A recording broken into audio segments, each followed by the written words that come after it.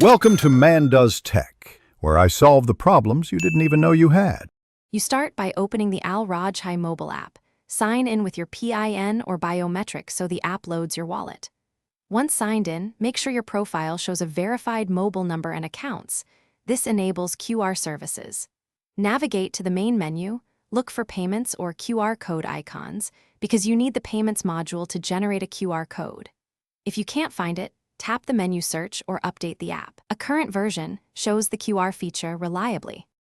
You now create the QR. Select payments, then QR Pay or Receive, and pick Generate QR. Enter the amount if fixed, otherwise leave open so the payer sets it. Add a short reference if needed.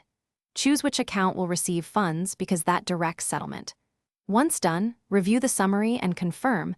This produces a scannable QR image and a transaction reference. Save or share the image securely, and make sure the payer scans it using their banking app to complete payment. You finish by confirming the payer scanned the QR and that their app showed the correct amount. Ask them to approve the payment.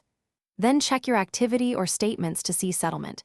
Payments usually appear within minutes, though bank processing can delay it. If nothing arrives, make sure your app permissions allow camera and sharing, your internet works, and your account is active.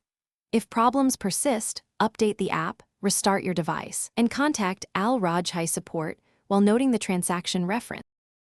Thanks for watching. If you found this helpful, don't forget to like and subscribe.